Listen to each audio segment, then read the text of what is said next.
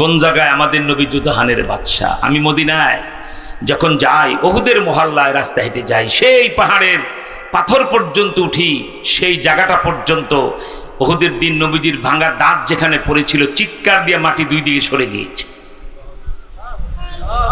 আমার ভাইরা, শুধু তাই নয়, মক্কা মদিনায় গেলে আজও দেখবেন রাস্তার পাশে কত গাছ। আমার নবী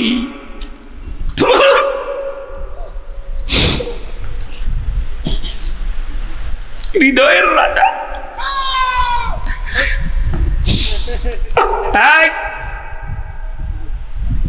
সাবধান, একবার যদি স্বপ্নে দেখো জাহান্নাম হাওয়া জান্নাত লেখা, এখনো রওজা উম্মতি উম্মতি বলে কাঁদে, তোমার আমার জন্য কাঁদে। উম্মতের মায়ায় অন্য নবীদের মতো ইন্তেকালের পরে আসমানে যায় নাই। কত প্রস্তাব এসেছে, জিবরাইল হুজুর আপনি মেরাজে গেলেন, প্রথম আসমানে আদম নবীর সাথে দেখা হলো, দ্বিতীয় আসমানে ঈসা নবীর সাথে মোলাকাত হলো, তৃতীয় আসমানে ইউসুফ নবীকে দেখলেন, কি প্রাসাদ বানায় আল্লাহ রাখছে, চতুর্থ আকাশে ইদ্রিস নবীকে দেখলেন, পঞ্চম আকাশে হারুন নবীকে, ষষ্ঠ আকাশে মুসা নবীকে, সপ্তম আকাশে মুসলমানদের ফাদার অব দি নেশন, মুসলিম জাতির পিতা ইব্রাহিম খলিলুল্লাহকে বাইতুল মামুরের বিশাল চত্বরে কি প্রাসাদ বানিয়ে আল্লাহ রেখেছে। রাজ প্রাসাদ কাকে বলে? নবীজি বলে, হ্যাঁ জিবরাইল, সবই তো ঠিক, দুনিয়ার কোনো রাজা বাদশার বাড়ি এত সুন্দর হয় না হুজুর, আপনি কোথায় যাবেন সেখানে সব নবীর চেয়ে আল্লাহ আরো সুন্দর করে বাড়ি বানাবে। সুবহানাল্লাহ। ইন্তেকালের সময় বলছে জিবরাইল, আমার উম্মত গুলিকে জমিনে রেখে মুহাম্মদ আসমানে যাবে না।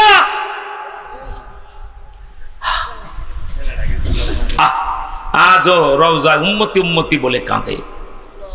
আল্লাহর কসম, মা বাবা যদি হালাল খায়া জন্ম দিয়ে থাকে, নিজে হালাল খাও, মাথায় টুপি, গালে দাড়ি, অজুর আগে মেসওয়াক, খাওয়ার আগে দস্তরখান, মিথ্যা কথা জবানে বলো না, হারাম খাও না, লজ্জাস্থান হারাম কাজে ব্যবহার হয় নাই।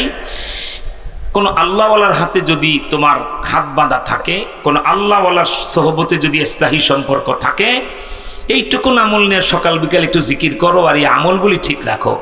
এই আমল নিয়েও মদিনায় যায় রওজার পাশে ওই সবুজ রং দেওয়া গ্রিলে কান লাগায়া দেখবা উম্মতি উম্মতি বলে কাঁদে, গুন গুন করে তোমার কানে আওয়াজ।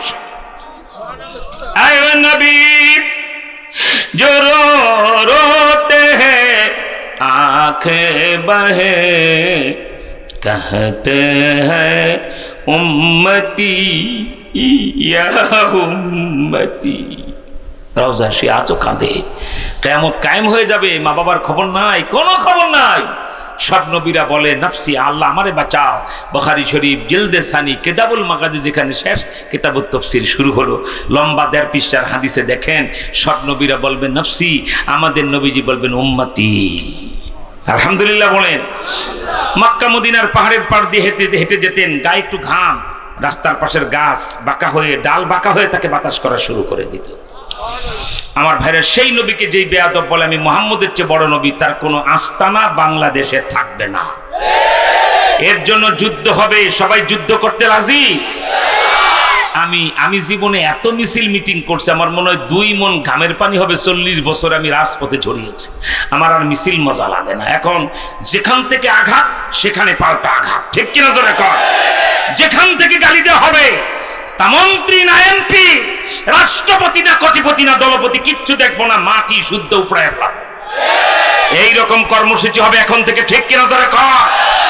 নবীর প্রেমে যুদ্ধে কারা নামতে রাজি? তো হাত তুলে আল্লাহু আকবার বলে দেখা।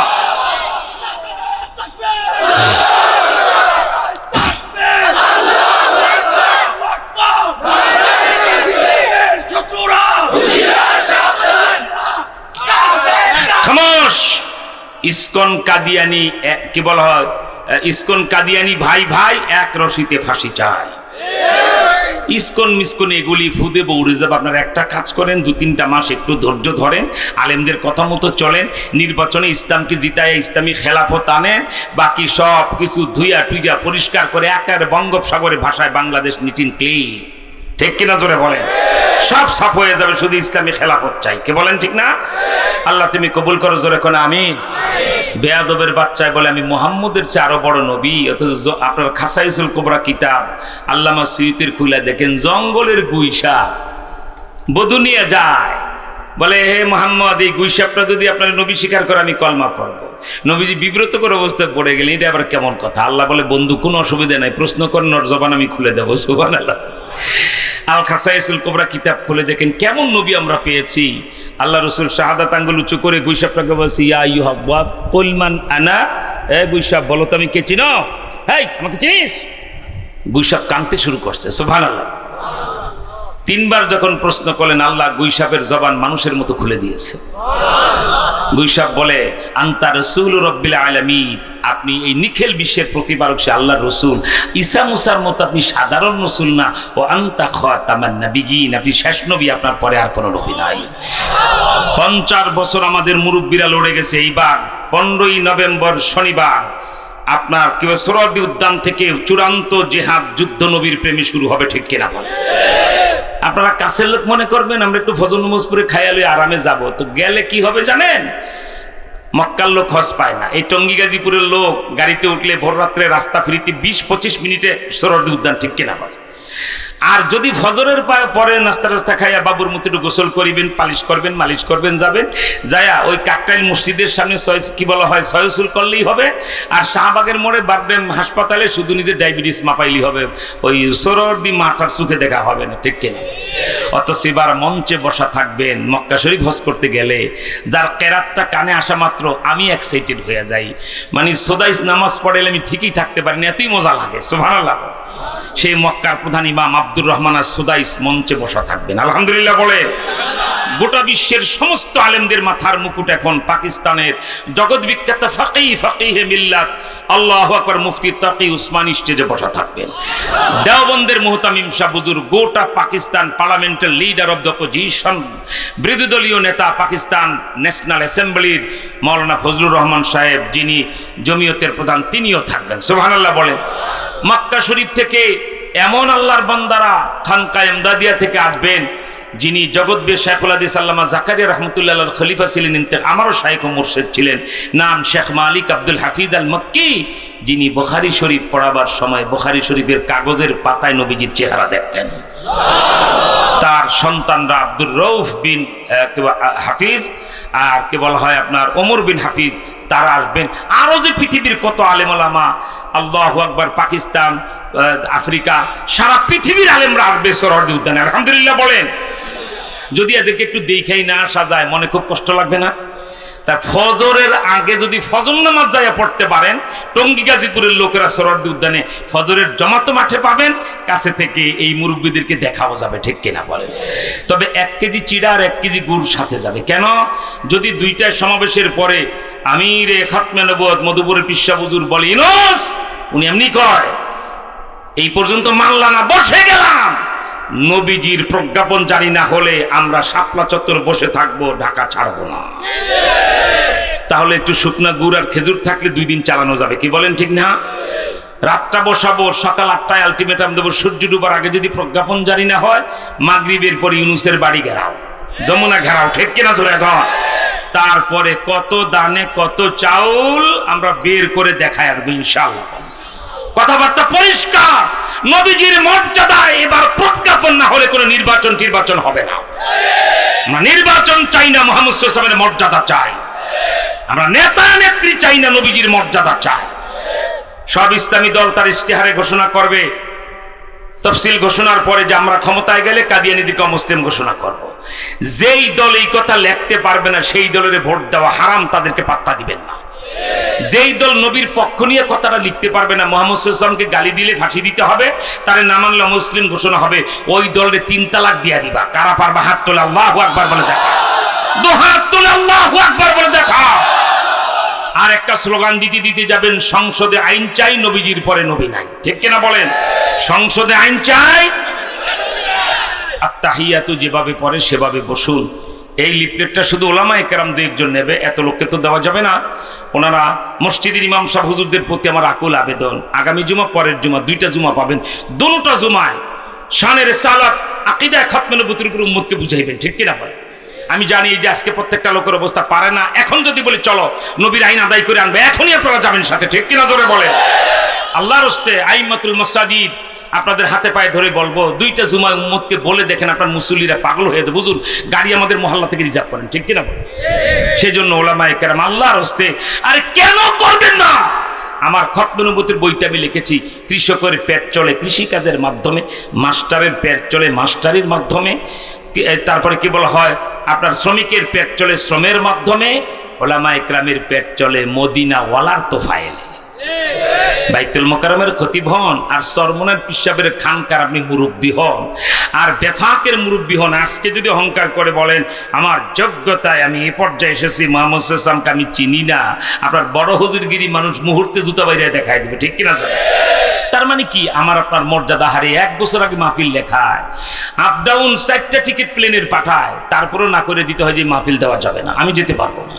কি সম্মানটা করে, রান্না বান্না করে, হুজুর এটা আপনার জন্য নিয়ত করে রান্না করে। এই যে ওলামায়ে কেরামকে জাতি এত, আমি প্রায় চিন্তা করি আমাদের জন্য কি সেবাটা যে মানুষ করে, কি খাওয়াবে পারে না, নিজের কলজাটা খুলে খাওয়ায় দেয়, ঠিক কিনা? কেন কেন? আমার বাপ দাদার কারণে নয়, আমার রসুলের কারণে আমাদের ইজ্জত, ঠিক কিনা? এটা আমাদেরই তো সবচেয়ে বেশি দায়িত্ব নেওয়ার দরকার, ঠিক না? যে ইমাম এত বড়, ইনশাআল্লাহ দেশ স্বাধীন হওয়ার পরে এত বড় পরিকল্পনা হয়, যেটা খতমে নবুয়তের কাছে 15 নভেম্বর শনিবার হচ্ছে ইনশাআল্লাহ। টঙ্গী গাজীপুরে অনেক প্রচারণা শুরু হয়ে গেছে, আপনারা শুনতে পাবেন, অনেক কাগজপত্র আসবে, কিন্তু এবার আমরা সবাই মিলে মাঠে নামবো ইনশাআল্লাহ। আল্লাহ কবুল করেন। যে মাদ্রাসাটার মাহফিল, মাদ্রাসার প্রতিষ্ঠাতা মুহতামিম নাসিরউদ্দিন আশরাফি, না?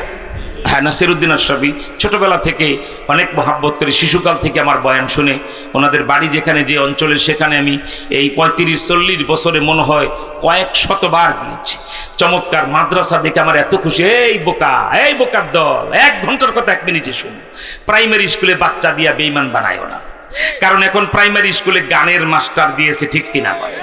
তোমার 2-3 ছেলেটা দেখবা নাচবে, লাফাবে, মা এমন করো কেন? সারা ক্লাসের ভিতরে শিখাই দিয়েছে না কেমনি দুলতে হয়, হেলতে হয়, জুতা পাটা পিটা করে দিতে হবে। একটা গানের মাস্টার প্রাইমারিতে রাখবো না, ঠিক কিনা? আল্লাহ চাহে তো আপনারা আমাদেরকে ক্ষমতায় বসাইলে ইসলামী খেলাফত আসছে, প্রাইমারি স্কুলগুলি তো প্রাইমারি স্কুল এন্ড নুরানি মাদ্রাসা হয়ে যাবে, ঠিক কিনা? 5 পর্যন্ত পড়ে বাংলা ইংরেজি শিখবে, আবার 5 পাস করতে করতে মসজিদের ইমামতিও শিখাইয়া দিয়া এরপর ক্লাস 6 হাই স্কুলে পাঠাই দেবো, ঠিক কিনা? আপনারা চান তো সেটা?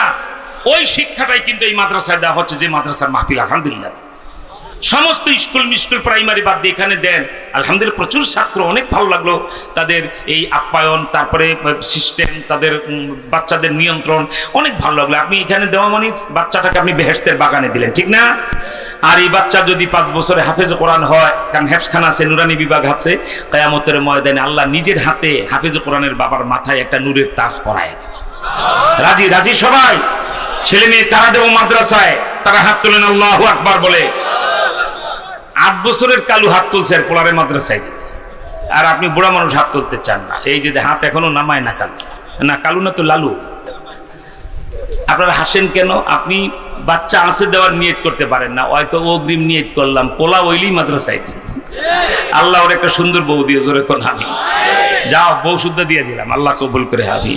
আলহামদুলিল্লাহ, মাদ্রাসার প্রতি খেয়াল রাখবেন। আমরা অনেক ক্লান্ত শ্রান্ত, 2.5 বছরের জেল খেটে এত জুলুম আমাদের উপরে হয়েছে। আহারে, চোর ডাকাত খুনি 7 মামলার আসামি কত আরামে জেলখানায় থাকতো। আমরা মামুনুল হকরা শীত সত্য প্রবাহে কাশিমপুরের কারাগার মনে হয় যেন বরফের টুকরা। ওই যে আপনার মোটা মোটা রডগুলির ফাঁকে একটু পলিথিন দিলে মানে বাতাসটা কমারবে, সবাই দিতে পারবে, হেফাজত নেতা আলেমরা তার ওই গ্রিলের ফাঁকে পলিথিন দিতে পারবে। বরফের মতো বাতাস ঢুকুক আর তোমরা মরে যাও জেলখানা, এই ষড়যন্ত্রই করা হয়েছিল। আল্লাহ বাঁচিয়ে রেখেছেন, কোনো অসুবিধা নাই। এই আলেমল আমাদের এই 2.5 বছর 3 বছরের জেল জুলুম, চোখের পানি, 3000 খতম কোরআন শরীফ জেলখানায় পড়া হয়েছে। 4000 নফল রোজা রাখছেন 1234 জন ওলামায়ে কেরাম, আলহামদুলিল্লাহ জোরে কর। আমি ব্যক্তিগত বা একটু গর্বের জন্য বলছি না, 9 মাস একটানা নফল রোজা রাখছি জেলখানা। বের হয়ে বলেছিলাম শেখ হাসিনাকে, আপনি খালেদা জিয়ারে চিকিৎসা না দিয়ে মেরে ফেলাইতে পারবেন, তারেক জিয়ারে কোমর বাঁকা করে ঠ্যাঙো বাঁকা করতে পারবেন, কিন্তু আলেমদের যে চোখের পানি জেলখানায় দেখেছি তা মোকাবেলা করতে পারবেন না। আল্লাহ সে শাস্তিটাই দিয়ে দিছে, ঠিক কিনা জোরে? যেমন কুকুর তেমন মুগুর, কি বলেন ঠিক না? তাই আলেমুল আমাদের চোখের পানি, জেল জুলুম আর আমাদের কলিজার টুকরি ছাত্র, এই বাচ্চাগুলির বুকের তাজা রক্ত, এই হলো বাংলাদেশের বর্তমান বাস্তবতা, ঠিক কিনা? অতএব যেই দল করেন এই জুলাই যোদ্ধাদেরকে একটু সম্মান টম্মান কইরেন, নিজেরা ফুটানি টুটানি কইরেন না, ঠিক কিনা জোরে বলেন। বড় বড় কথা বললেন না, আর আলেম ওলামাদেরকে একটু শ্রদ্ধা করে চললেন। উল্টাপাল্টা বলবেন আলেমদের বিরুদ্ধে, জিব্বা পছন্দ হবে, ঠোঁট পছন্দ হবে, ঠিক না? আর আল্লাহ যেটা করবেন তা করবেন। ইসলামী ইমারত খেলাফত হলে আহমদ শফিকে যারা তেতুল হুজুর বলেছেন পার্লামেন্টে, ইনুমিনুরা আর পার্লামেন্টে যেতে পারবে না, ঠিক কিনা বলেন। আগামী সংসদ হবে ওলামা ইকরামের সংসদ। আগামী সংসদে কোন বাপের বেটার ক্ষমতা নাই কোরআন হাদিস দাড়ি টুপি ইসলাম নিয়ে সংসদে কথা বলবে, কি বলেন ঠিক না? এক টাকা বাঁকা কলতো কথা বলতে দেরি হবে, স্পিকারের সামনে জিব্বাটা টেনে ছিঁড়ে ফেলতে দেরি করবো না পার্লামেন্টে ইনশাআল্লাহ। এবার থেকে আর আমরা সহ্য করব না কোরআন হাদিসের আঘাত আসলে পাল্টা আঘাত ইনশাআল্লাহ। আল্লাহ তুমি সবাইকে কবুল করো। Akash TV online, the centre of healthy culture, সুস্থ সংস্কৃতির প্রাণ কেন্দ্র। Akash TV online, the centre of healthy culture, সুস্থ সংস্কৃতির প্রাণ কেন্দ্র।